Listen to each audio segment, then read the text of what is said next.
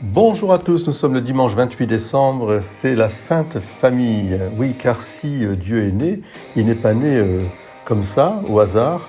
Il est né au sein d'une famille, avec un papa et une maman, avec une famille élargie, des cousins, des cousines, des frères et sœurs, comme on dit, et puis avec des amis, dans un village, donc incarné profondément dans sa terre de Galilée, lui le Galiléen, on l'appellera le Nazaréen.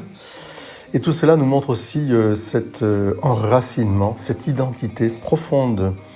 Jésus est juif, il est juif de Galilée, il est juif de Nazareth, il est le Nazaréen. Jésus de Nazareth, roi des Juifs, voilà ce qui sera écrit sur sa croix plus tard. Nazareth, c'est l'école où l'on commence à comprendre la vie de Jésus. Oui, parce que c'est l'école de l'Évangile.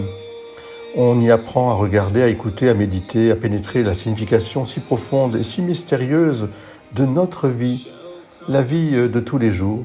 La sainteté se fait là, la sanctification, c'est-à-dire l'amitié avec Dieu du matin au soir et du soir au matin. Chers frères et sœurs, quand vous allez vous lever, vous allez bénir votre famille au sens le plus proche et le plus large aussi. Et puis vous allez commencer par louer le Seigneur et confier votre famille. À vous, parents, en particulier, confiez vos enfants. Et à vous, parents aussi, enfants, confiez vos parents. Et vos petits-enfants, et ainsi de suite. Oui, c'est ça, l'imitation de la Sainte Famille. On comprend que, au fond, l'enracinement est la source, je dirais, de la croissance, de la fertilité.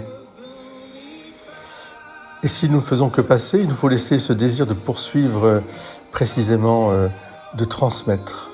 C'est le rôle, bien sûr, aussi, de la Sainte Famille, transmettre. Tu as voulu, Seigneur, que la Sainte Famille nous soit donnée en exemple.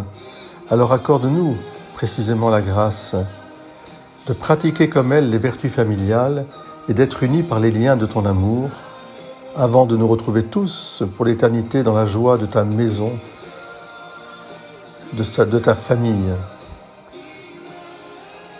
Voilà l'exemple de la Sainte Famille.